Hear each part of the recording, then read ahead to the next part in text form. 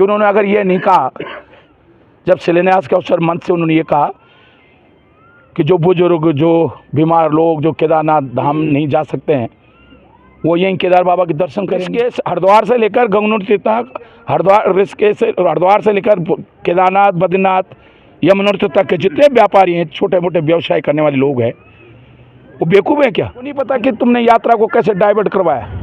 वो समझा था कि हमारा बेटा, हमारा भाई आज देश की सुरक्षा में लगा हुआ है, शहीद होगा तो हमें, हमारी माँ रोती नहीं थी, उसके सौ पर पुष्प डालती थी कि तू दे, और ये कहती थी कि मेरे कोख से एक और बेटा पैदा हो जो देश के लिए सेवा करते हुए शहीद हो। कहावत है, कोटेशन है देसी भाषा में कि घमंड तो रावण के भी नहीं रहा, और इस बार केदार बाबा की धरती इनके घमंड को चकनाचूर करेगी।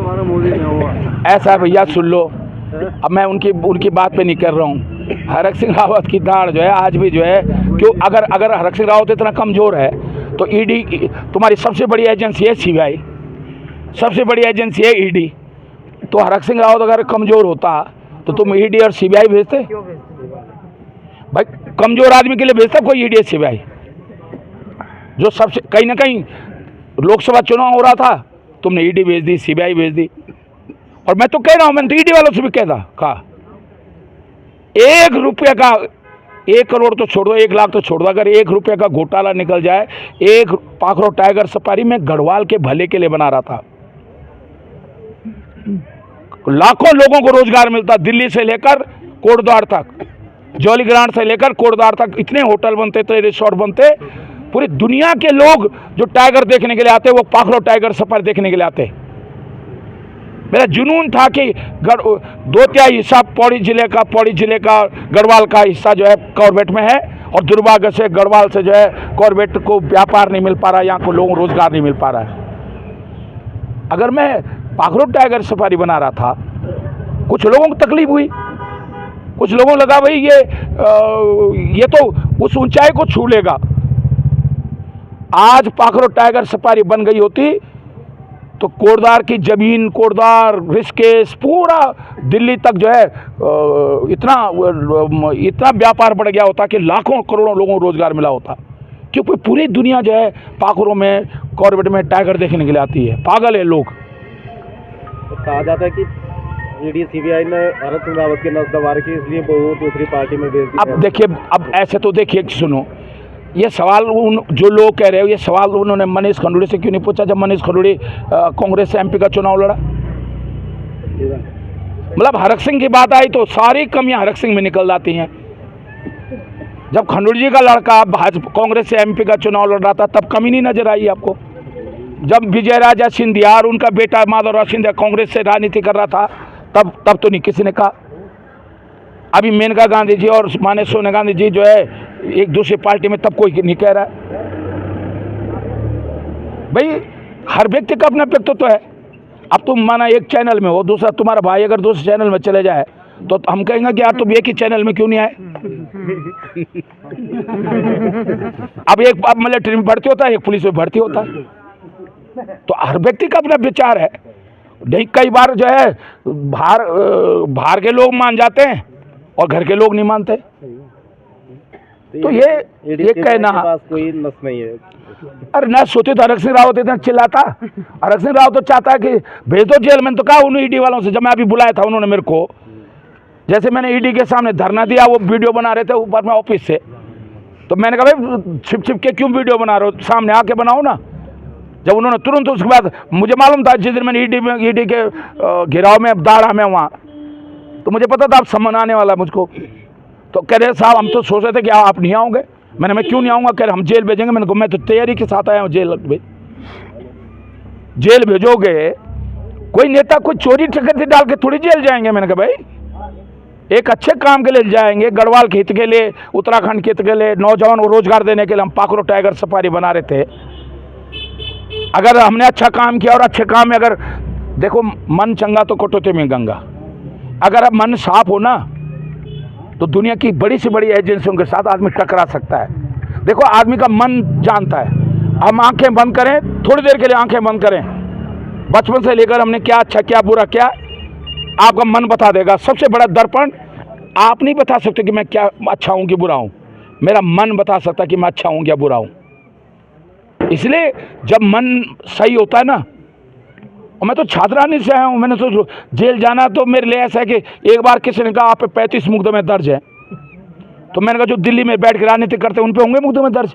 जो सड़कों पर आंदोलन, अंशकालिक टीचर्स का आंदोलन में, सीटी वेतनमान के आंदोलन में, बलि प्रथा धारी देवी में, मुंडेश्वर में बलि प्रथा मैंने बंद करवाई, गढ़वाल में बहुत सारे मंदिरों में जा जाकर मैंने बलि प्रथा बंद कराई, दहेज प्रथा के खिलाफ मैंने बड़े संघर्ष किया। उत्तराखंड आंदोलन के लिए मैंने दिल्ली में 6 साल मेरे उत्तराखंड जनता मोर्चा जिसका मैं संयोजक चीफ था, आज तक 6 साल दिल्ली में राज्य के निर्माण को लेकर किसी ने धरना नहीं दिया होगा।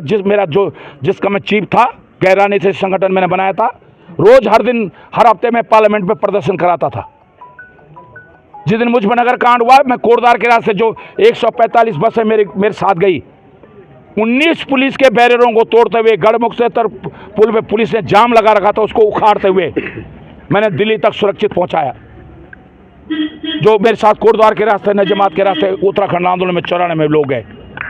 और पौड़ी में माता बहनों ने कहा वापस आके, जब मुझ पर नगर कांड हुआ, एक बाप हुआ है जिसने हमें जन्म दिया, एक बाप हमारा हरक सिंह है जिसके कारण आज हम इज्जत हमारी बची है। अपने हाथों से मैंने पुलिस के बैरियर तोड़े। एक लड़ाई इसलिए लड़ता हूँ, अंदर से जब आदमी के अंदर सच्चाई होती है ना, सच्चाई सबसे बड़ा शस्त्र होता है किसी मनोबल को बढ़ाने के लिए। इसलिए जो लोग जो भी कहे मुझ पर फर्क नहीं पड़ता। कोई दल बदलू कहे, अरे दल नहीं बदला होता मैंने तो जिला नहीं बना होता। राज्य के लिए हरक सिंह ने दल बदला। भाजपा में बचपन से भाजपा में था। मैंने भाजपा सिर्फ इसलिए छोड़ी 96 में कि उस समय राज्य का आंदोलन चल रहा था। पूरे उत्तराखंड के लोग कह रहे थे, अगस्त महीने में कर्फ्यू लग गया था, पूरे उत्तराखंड के लोग कह रहे थे कि नहीं भाई ये राजनीतिक दल नहीं चले, ना कांग्रेस ना बीजेपी ना यूकेडी, सिर्फ उत्तराखंड की बात होनी चाहिए। तो मैंने भाजपा छोड़ी उत्तराखंड के लिए, और मैंने मायावती को ज्वाइन किया उत्तराखंड के लिए। 4 जिले बना दिए हरक सिंह की कलम से। 97 में जो 4 जिले बने, उसके बाद 24 साल उत्तराखंड बने, वो एक जिला नहीं बना पाए। पोखरी तहसील, गैरसैंण तहसील, श्रीनगर तहसील, घनसाली तहसील, ऋषिकेश तहसील, विकास नगर तहसील, कपकोट तहसील बागेश्वर में हरक सिंह राव ने बनाया। तो हमने तो उत्तराखंड के विकास के लिए, कई बार नए लड़के जो अभी नेट चलाना, नए मोबाइल लिया होगा, जिनको अता पता नहीं है, वो लिखते हैं हरक सिंह दल बदलो। अरे दल बदला तो तेरे को तो नुकसान नहीं हुआ, तुमको जिला अमाना रुद्रप्रयाग का कोई कह दे कि दल बदल दिया, तो तुम्हारे मेरे दल बदलने से, हरक सिंह की राजनीतिक हत्या होने से, मैं बहुजन समाज पार्टी में गया तो मेरी हत्या हुई ना। लेकिन रुद्रप्रयाग को तो मिल गया ना, जिला मिल गया ना, जखोली को तो तहसील मिल गई ना, उप तहसील थी जखोली। पोखरी नैने सिंह मंडारी तहसील नहीं बना पाए, पोखरी को हरक सिंह ने तहसील बनाई, पोखरी तहसील। गैरसैंण, जो बड़ी गैरसैंण की बात कर रहे हैं जो लोग, बड़ी बड़ी बातें कर रहे हैं, वो गैरसैंण में एक पटवारी बैठता था, तहसील हरक सिंह राव ने बनाई है गैरसैंण तहसील। तो अगर हरक सिंह के दल बदलने से उत्तराखंड को मिला है ना कुछ, तो हरक सिंह ने जब भी दल बदले अपने स्वार्थ में नहीं बदले, उत्तराखंड के हित के लिए बदले, उत्तराखंड के नौजवानों के हित के लिए बदले, उत्तराखंड के लोगों के लिए बदले। देखिए, जिस तरह बद्रीनाथ की धरती ने, अयोध्या की धरती ने भाजपा के घमंड को चकनाचूर किया, मुझे पूरा भरोसा है कि जिस केदार की धरती का अपमान, कि जिस केदार धरती का यात्रा हो, अग्निवीर हो, पेपर लीक हो, अंकिता भंडारी के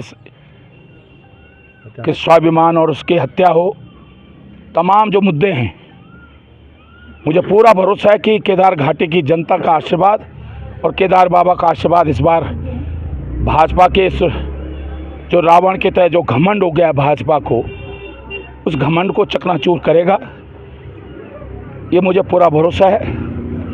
यहाँ परिवर्तन की लहर है। मैं जब बद्रीनाथ गया था तो वहाँ के लोगों के चेहरे पर, लोगों के मन मस्तिष्क में एक ही चीज़ थी कि हमें भाजपा को इस बार उसके गुरूर को, उसके घमंड को, उसके जो उसका स्वाभिमान तो नहीं कहूँगा, जो उसका छलावा है, उसकी झूठी बातें हैं, झूठी घोषणाएं हैं, धोखा है, उस सबको चकनाचूर करेंगे।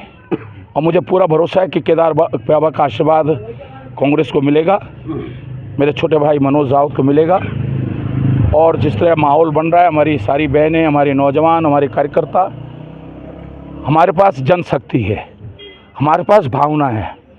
भाजपा के पास धन शक्ति, मशीनरी का दुरुपयोग, छल है, कपट है, और उसके जवाब में हमारे पास सिर्फ अग्निशस्त्र के रूप में कह सकते हैं जनता का आशीर्वाद है। और जनता का आशीर्वाद जीतेगा और भाजपा का घमंड चकनाचूर होगा।